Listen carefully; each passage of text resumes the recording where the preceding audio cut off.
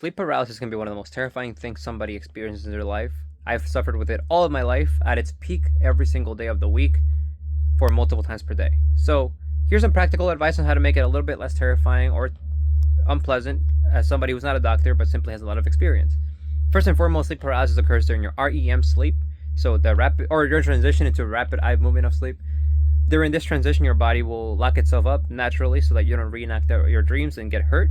So for your own protection, your body will do that.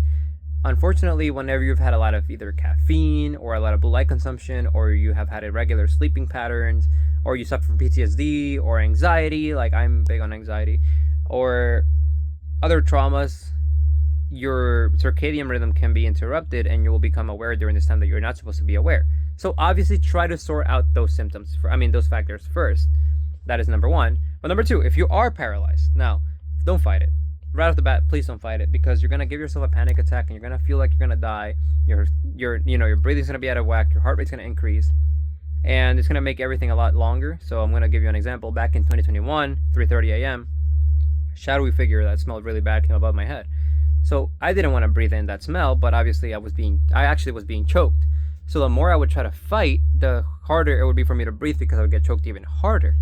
The moment that I would try to relax and sort of submit into this figure, right? Like just almost letting it take over me, the easier it would be for me to breathe, because the grip would get a lot less intense. Now, like I said, there could be a spiritual component to this, so I'm gonna tell you that you could probably keep your eyes closed, because whether you think it's spiritual or just hallucinations, you don't want to see some things that you might be seeing at that time. So maybe close your eyes instead of having them open. You're gonna want to see what's going on, but don't. Next is gonna be try to focus on small muscle movements. So you could move your fingertips, try to focus on moving your tongue, try to hum.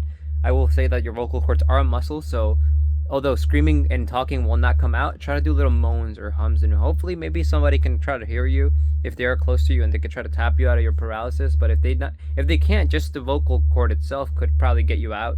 Wiggling your toes has been highly efficient for me too. But again, don't try to do big movements, just try to do very subtle, small muscle movements to get out of this.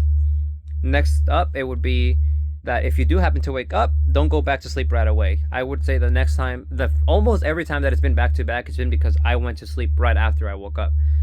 Give it about 15 minutes, and that way you can probably avoid yourself the next episode, and you should be okay for the rest of the night. Every single time that I did it right away, man, it's been actually a second wave, which has been tremendously much more painful for me.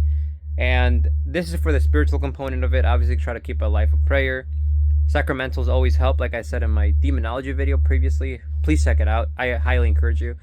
Demonic oppression is covered in my pinned video on Instagram and TikTok. So if you are interested in that, I talk about the Saint Benedict medal, holy water, sacramentals, and leading a life of prayer, state of grace, etc., etc. So that should be it for me for this matter. If you have any questions, please ask me.